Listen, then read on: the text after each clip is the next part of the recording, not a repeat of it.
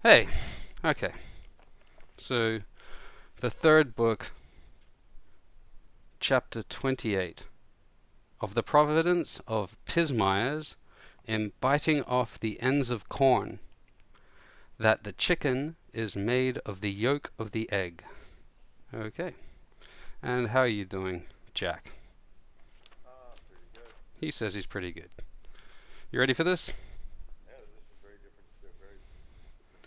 topic. Yeah, it's a varied book. A pismire is a type of biting ant. I have my laptop over there. Okay.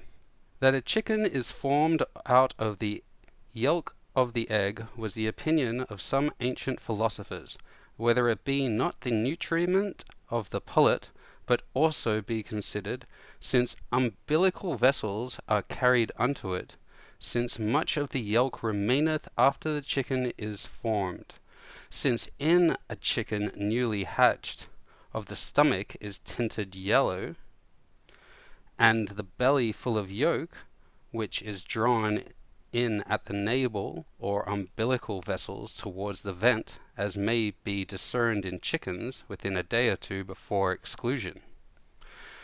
Whether the chicken be made out of the white, or that be not also its aliment, is likewise very questionable, since an umbilical vessel is derived unto it, since after the formation and perfect shape of the chicken much of the white remaineth.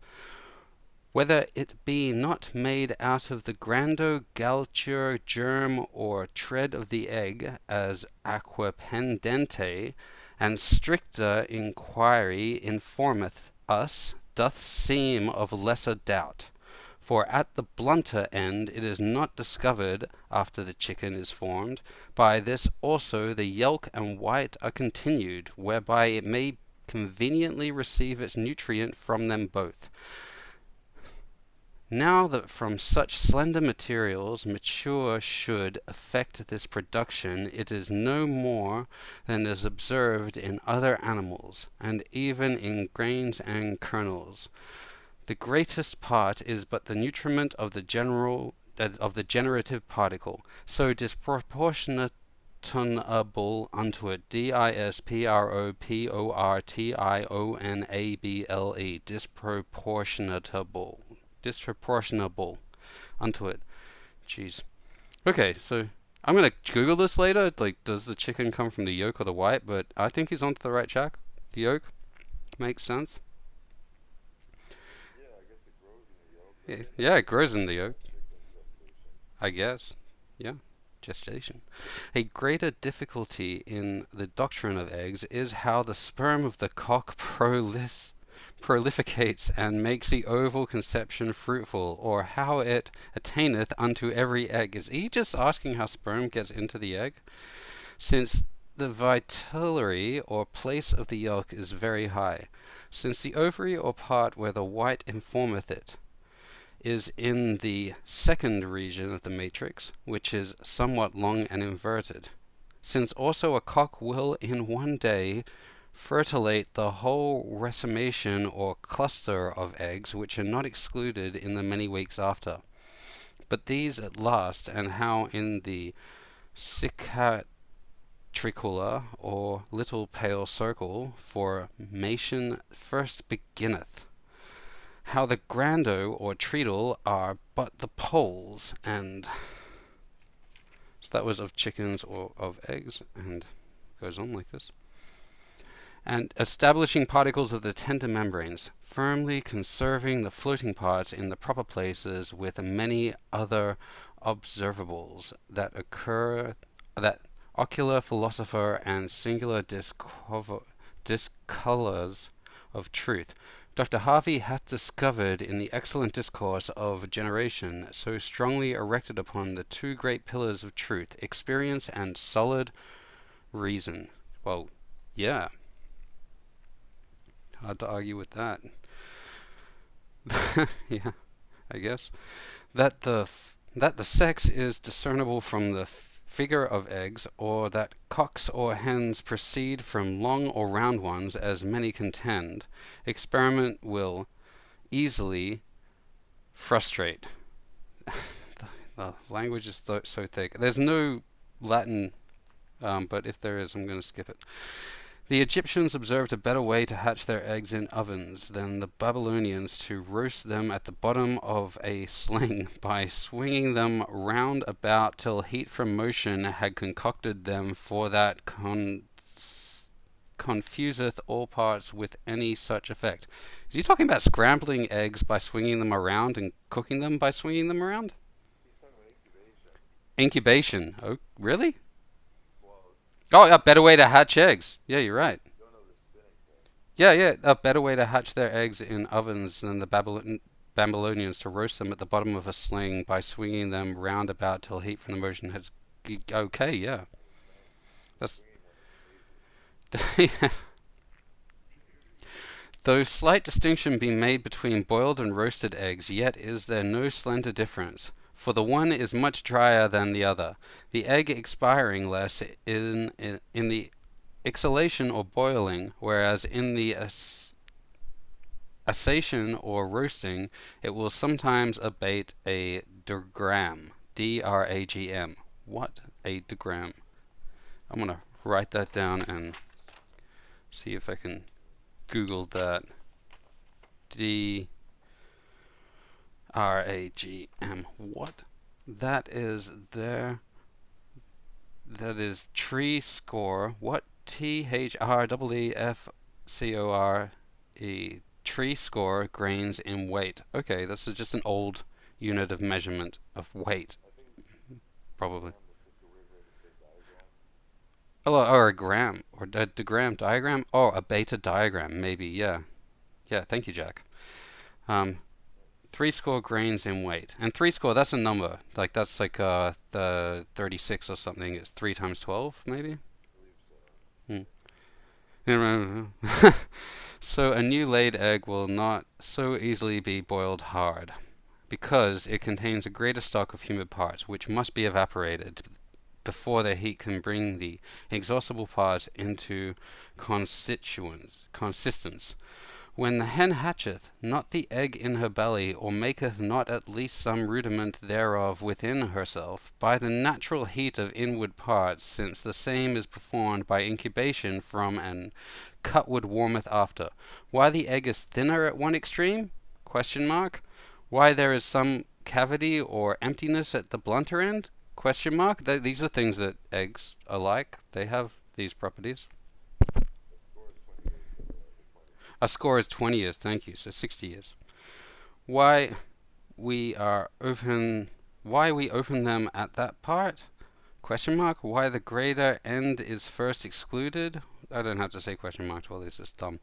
Why some eggs are all red, as the kestrels, some only red at one end, as those of kites and buzzards. Why some eggs are not oval but round, as those of fishes. This is true. Problems whose decisions would too much enlarge this discourse. Okay, and then we go on to snakes. I'm not sure when the ants get into it. There's what precisors are. I didn't write it down. It's on the screen, and my computer's gone to sleep. Of snakes. Okay. Yeah, there's only about as much as I've read, and we've done 8 minutes, so we should be under 30. All right. That snakes and vipers do sting or transmit their mischief by the tail is a common expression not easily to be justified, and a determination of their venoms unto a part wherein we could never find it. The poison, spelt P-O-Y-S-O-N, but the S is an F, lying about the teeth and communicated by bite in such are destructive, and therefore when biting, serpents are mentioned in the scripture. What? They are not differentially set down from such as mischief by stings, nor can conclusions be made conformable to this opinion, because when the rod of Moses was turned into a serpent, God determinably commanded him to take up the same by the tail. Is this about the Bible? Is that the Old Testament? That is the Old Testament, yeah. And I know some of this. Nor That's in the story of Passover. that's the story of Passover. Good to know. Part of it. Oh, that's yeah, Moses talking to Pharaoh, let my people go, and turned his rod into a snake. I don't know if all this happened in the one meeting. Yep, possibly. I gotta. No, I don't need to read the Bible. It's probably a bad idea.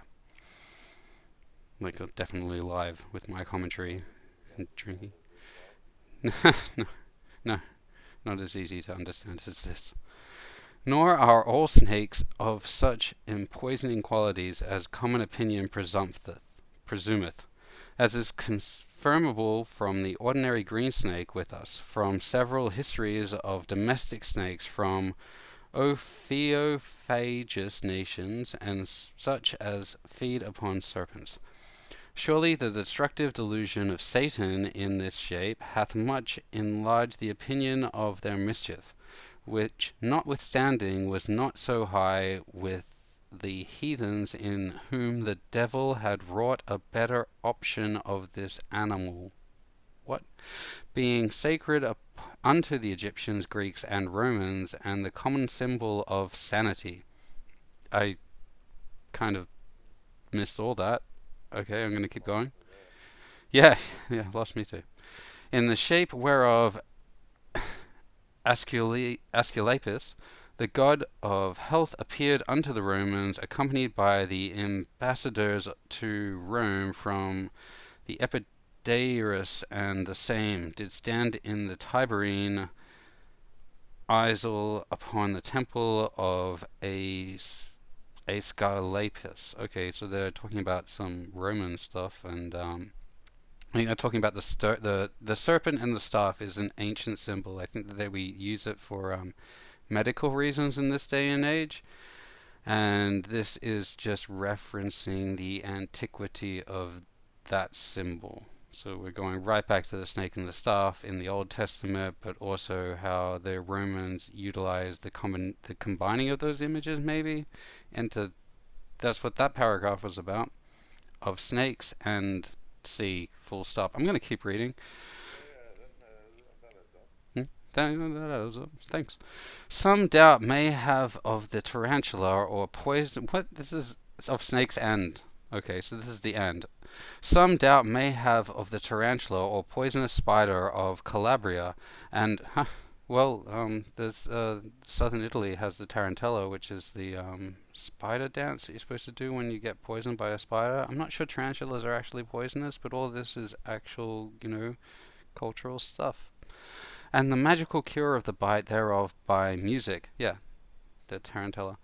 But since we observe that many attest it from experience, since the learned Caraccius hath positively averred it, and set down the songs and tunes solemnly used for it, since some also affirm the tarantula itself will dance upon certain strokes, whereby they set their instruments against its poison, we shall not at all question it. We shall not at all question it. Yeah. This is cultural stuff. Moving on. Much wonder is made of the Boromez, that strange plant animal or vegetable lamb of Tartary, which wolves delight to feed on, which hath the shape of a lamb, affordeth a bloody juice upon breaking, and liveth while the plants be consumed about it, and yet it all this be no more than the shape of a lamb in the flowers or seed, upon the top of the stalk, and as we meet with the forms of bees, flies, and dogs in some others, he hath seen nothing that shall much wonder at it. What? I'm gonna plow through this. It may seem too hard to question the swiftness of tigers. It may seem too hard to question the swiftness of tigers, which hath therefore given names unto the horses, ships, and rivers. Nor can we deny what all have thus affirmed, yet cannot but observe that Jacob Bontius, late physician at Java in the East Indies, Shout out. As an ocular and frequent witness is not afraid to deny it, to condemn Pliny who affirmeth it, and that indeed it is but a flow and tardigradus animal, preying upon advantage and otherwise may be escaped. Many more there are whose serious inquiries we must request of others, and shall only awake considerations, whether that then it's comma capital WHETHER, whether that common opinion, sorry, the comma in the capital W, I don't know if it's done it before, but it's throwing me. Considerations. Whether that common opinion that snakes do breed out of the back or spinal marrow of man doth build upon any constant root or feed in nature, or did not arise from contingent generation in some single bodies, remembered by Pliny or others, and might be paralleled, since in living corruptions of the guts and other parts which regularly proceed not to putrefactions of that nature, whether the story of the remora be not unreasonably amplified, whether that of burnicles and goff trees be not too much enlarged, whether the common history of bees will hold. I want to know about the common history of bees now. Whether the common history of bees will hold, as large accounts have delivered, whether the brains of cats be attended with such destructive malignities as discords and others put upon them. What? Sorry, I got to read that last sentence. It's actually, I'm going to read that whole bit again because with the punctuation. Whether the story of the remora be not unreasonably amplified, whether that of burnicles and goff trees be not too enlarged, and there's a semicolon, there was a semicolon before after amplified, whether the common history of bees will hold, comma, as large accounts have delivered, semicolon, whether the brains of cats be attended with such destructive malignities, comma, as discords and others have put upon them. And I'm just going to continue because that did not read for me. All right, last little bit. Whether the fasting spittle of man be poison unto snakes and vipers. What? Like whether the fasting spittle of man be poison unto snakes and vipers, as his experience hath made us doubt? Question mark. Like, is our saliva poisonous to them? And experience. Maybe, but it's just a weird thing. Like the idea that we would, even think to doubt the idea that we could use our own spit against them because they use their poison against us. Continuing. Whether the nightingale's setting with her breast against a thorn be any more than the she placeth some prickles be any more than that she placeth some prickles on the outside of her nest, or rooteth in thorny and prickly places, where serpents may least approach her. This had nothing to do with ants.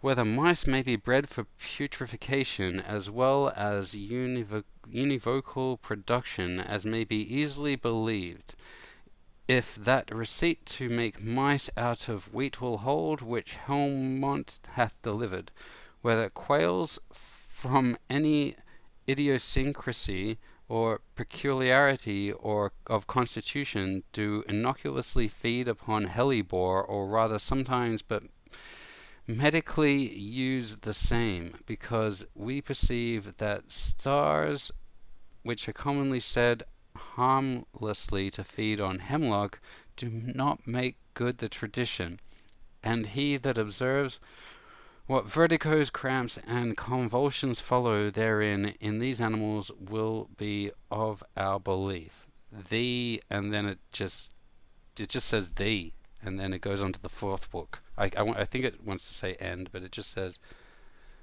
thee.